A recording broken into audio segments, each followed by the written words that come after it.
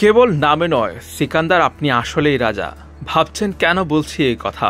জিম্বাবুয়ের অলরাউন্ডার শনিবার রাতে ডিনার করেছেন বার্মিংহামে, রবিবার সকালের নাস্তা সেরেছেন দুবাই এয়ারপোর্টে, আর আবুধাবিতে দুপুরে লাঞ্চ করে উড়াল দিয়েছেন পাকিস্তান। আবার ডিনার করেছেন লাহোরে।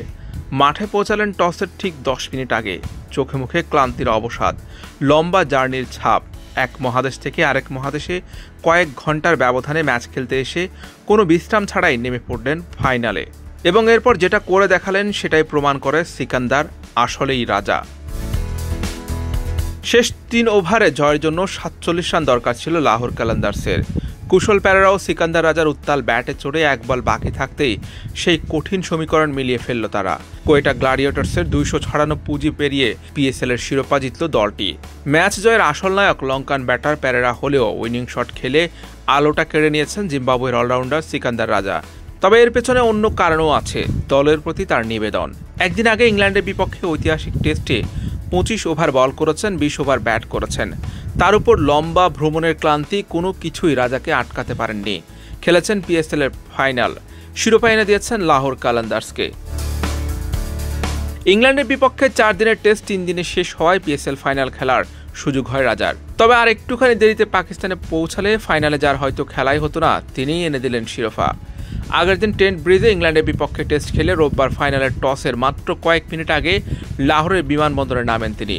তড়ি ঘড়ি করে তাকে নিয়ে আসা হয় মাঠে, রাখা হয় একাদশে। মাঠে নেমে বল হাতে প্রথম ওভারে উইকেট নিলেন, ফেরালেন রাইলি রুশোকে। কাজ তখনও বাকি, কারণ লক্ষ্য তো অনেক বড়,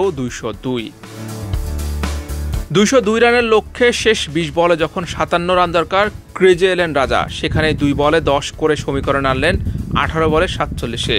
যেন ম্যাচের মোমেন্টাম ফিরে ফেলে সেই 10 রান আসার পর। শেষ 3 বলে যখন 8 রান লাগে, আবারও 6 আর 4-এ 2 বলে 10, লাহোর নিশ্চিত করল শিরোপা। ফাইনালে 4 ওভারে 43 রানে 1 উইকেট দেওয়ার পাশাপাশি 7 বলে 22 রান।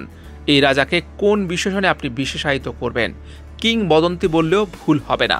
রাজার এই ম্যাচ প্রমাণ করে অস্ট্রেলিয়া ইংল্যান্ডের মতো ইস্পাত কঠিন মানসিকতা নিয়ে বড় হয়েছে জিম্বাবুয়ের ক্রিকেটাররাও। পুরো জার্নি নিয়ে ম্যাচ শেষে রাজা বলেন, গতকাল আমি 25 ওভার বল করেছি, 20 ওভার ব্যাট করেছি। বার্মিংহামে রাতের খাবার খেয়েছি, দুবাইতে নাস্তা করেছি, দুপুরের খাবার জন্য আবুধাবিতে গাড়ি চালিয়ে গিয়েছি, বিমানে উঠলাম এবং পাকিস্তানের রাতের খাবার খেয়েছি।